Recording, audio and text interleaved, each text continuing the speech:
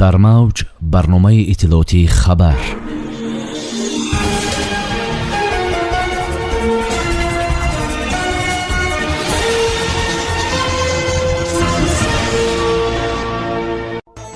шумораи тоҷикистониёне ки аз афғонистон таҳлия шуданд маълум гардид. хоҳарзодаи қоҳӣ расулзода бо медали тиллои академияи русия қадршиносӣ шуд. мақомоти Исфара ба оилаҳои қурбониёни муноқишаҳои марзӣ замин дод. дар русия барои муҳоҷирони меҳнатӣ дастрасӣ ба хизматрасониҳои бонкӣ осонтар шуд. 820 фавт давоми як рӯз даҳшати коронавирус дар русия. 5 таркиш дар Кобул, кушта шудани даҳҳо мулкиву низомии амрикоӣ ва толиб.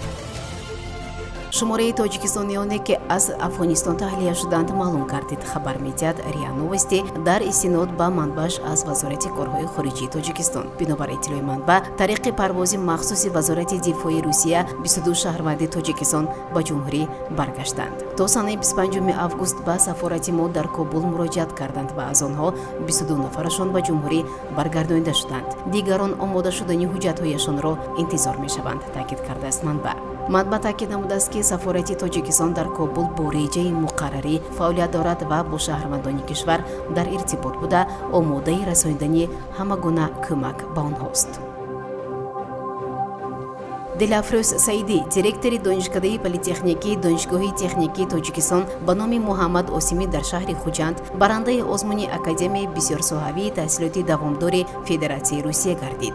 озмунӣ барои кори навоварона дар соҳаи маориф чанд сол ба ин тараф аз ҷониби Академияи бисёрсоҳавии таҳсилоти давомдори Федератсияи Русия миёни донишгоҳу донишкадаҳои олии кишварҳои муштаракулманофеъ доир карда мешавад. соли ҷорӣ аъзои ҳакамон аз ҷамъи иштирокчиён Дилафрӯз Саидӣ, директори Донишгоҳи техникии Хуҷандро барандаи мутлақи озмун донистанд. Абдусабури Абдуваҳоб, котиби матбуотии Донишгоҳи техникии Хуҷанд, дар таъиди ин хабар ба Спутник Тоҷикистон гуфт, ҷоизаи озмун ки аз медали тилло ва диплом иборат аст, дар ҷараёни баргузории як конфронси илми оммавӣ дар шаҳри Хуҷанд аз сӯи Раҷаббой Аҳмадзода, раиси вилояти Суғд ба Саида супорида шуд.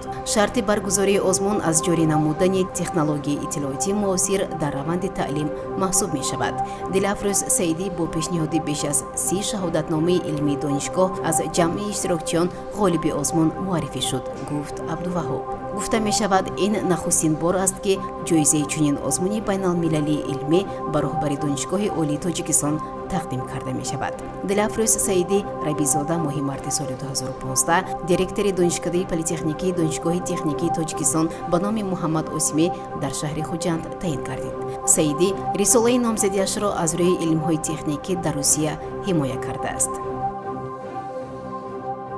раиси шаҳри Исфара Баҳоваддин Баҳодурзода ба 10 оилаҳои шаҳидони муноқишаҳои назди сарҳадӣ ки санаҳои 28-29 апрели соли равон рух дода буд, аз шаҳри Исфара қитъаҳои наздиҳавлигӣ тақдим кард, иттилоъ додааст дафтари матбуоти мақомоти вилояти Суғд. бинобар иттилои манба, иқдоми мазкур ба дастгирии оилаҳои шаҳидони муноқишаҳо равона карда шудааст. қитъаи замини наздиҳавлигӣ ба 8 оила аз ҷамоати деҳоти Чоркӯҳ, 1 оила аз ҷамоати деҳоти Ворух ва 1 оила аз ҷамоати деҳоти Сурх дода шуд, таъкид доштааст манба.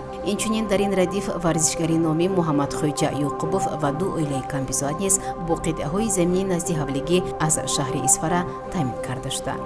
гуфта мешавад ки оилаҳои дар муноқишаҳои назди сарҳадӣ зарардидаву шаҳид гардида, раванди таҳсили фарзандони онҳо мудом зери назорати мақомоти шаҳри Исфара, ба хусус раиси шаҳр Баҳодурзода Баҳоваддин қарор дорад. додани қитъаи замини наздиҳавлигӣ ин охири кор нест. дар назар аст ки минбаъд низ бо ҷалби захираҳои дохилӣ қувваи соҳибкорону ватанпарастон ба оилаҳои ҷабрдидаи муноқишаҳо кӯмаку мадад расонида шавад, мегӯянд масъулини мақомоти иҷроияи ҳокимияти давлатии шаҳри Исфара.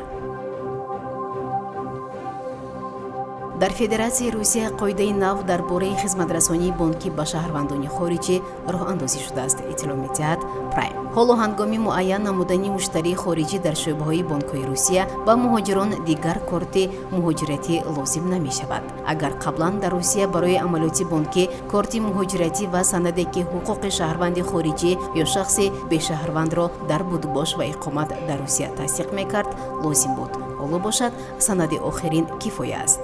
ба гуфтаи Крушанова Лариса, дотсенти кафедраи фанҳои ҳуқуқии донишгоҳи Синергия, ин иқдом коғазбозиҳои хадамоти муҳоҷиратро коҳиш медиҳад.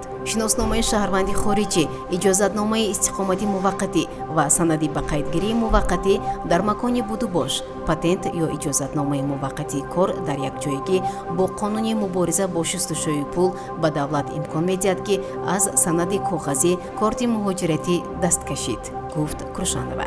Илова бар ин, шаҳодатномаи муваққатӣ, ки ба ҷои корти муҳоҷиратӣ дода мешавад, то ҳол ба давлат ва мақомоти дахлдор имкон медиҳад, ки ин муҳоҷиронро назорат кунад. шабони рӯзи гузашта дар Федератсияи Русия дасти кам 820 маризи коронавирус ҷон аз даст доданд, хабар медиҳад РИА Новости бо истинод ба ситоди фаврии мубориза алайҳи ин беморӣ. мавриди фавт аз ин дард моҳи ҷорӣ якбора афзоиш ёфт. ҳанӯз санаи 14 август дар 24 соат 819 нафар ва як рӯз қабл фавти 809 нафар ба қайд гирифта шуда буд. дар ҳамин ҳол мавридҳои гирифторӣ ба фарқ аз ҳафтаҳои гузашта коҳиш ёфта ба 19630 нафар баробар шуд. 4 инфиҷор, ки ба гумони ағлаб ҳамлаҳои интиҳорӣ буданд, дар маҳалли майдони ҳавоӣ ва як инфиҷори дигар дар соҳаи пули сӯхта, макони маъруф ба маҳалли Мудодон воқеъ дар ғарби шаҳри Кобул рух дод. Муҷибур-Раҳмон Козимӣ, сокини Кобул, ки дар фурудгоҳи Кобул қарор дорад, ба Спутник Тоҷикистон гуфт, 2 инфиҷор ҳангоми намози шом ва 2 инфиҷори дигар миёни соатҳои 10 то 11:30 шаб ба вақти Кобул рух додааст. Инфиҷорҳо хеле муҳим буданд. дуюми бадтар буд. ҳамагӣ дар маҳватаи фурудгоҳ рух доданд. ҳоло як дар ҳамбарҳамии даҳшатборе дар маҳал ҳукм меронад. аслан касе ба ҳисоби чизе намеравад. Кормандони сиҳиву эмерҷенсӣ, яъне ёрии таъҷилӣ нестанд. мардум захмиёнро худашон ба шифохона интиқол медиҳанд, гуфт ӯ. ба иттилои манбаъ, дар пайи инфиҷорҳо дар фурудгоҳи Кобул беш аз 100 нафар куштаву ҳудуди 200 нафари дигар захмӣ шуданд. ҳамзамон аз кушта шудани 12 сарбози амрикоӣ низ гузориш дода мешавад, аммо ин иттилоъро наметавон аз ягон марҷаи расмӣ дақиқ кард ва сиҳат доштани онро таъид намуд. тахминан соатҳои 9 як инфиҷори дигар дар соҳаи пули сӯхта, макони маъруф ба маҳалли Мудодон воқеъ дар ғарби шаҳри Кобул низ як инфиҷор рух дод. Судай Ҳусайнӣ, сокини ин маҳал, ба Спутник Тоҷикистон гуфт, як мошини рейнҷери ҷангиёни Толибон мавриди ҳамла қарор гирифта, 4 тани онҳо ба ҳалокат расиданд. ҳамлаи аввал ба фурудгоҳи Кобулро шохаи Хуросони гурӯҳи Давлати Исломӣ ба зимма гирифт. шунавандагони гиромӣ, инҷо мерасем ба фарҷоми барнома. қабл аз интиҳои барнома шуморо бо вазъи обу ҳаво ва қурби расмии асъор шинос мекунам. мувофиқи иттилои Бонки Миллии Тоҷикистон, қурби расмии асъор нисбат ба сомонӣ барои имрӯз санаи 27 августи соли 2021 чунин муайян шудааст. $1 амрикоӣ 11 сомонию 32 дирам. 1 евро бошад баробар аст ба 13 сомонию 30 дирам. 100 рубли Русия баробар аст ба 15 сомонию 25 дирам. ва 100 сомии Ӯзбекистон баробар аст ба 1 сомонию 65 дирам.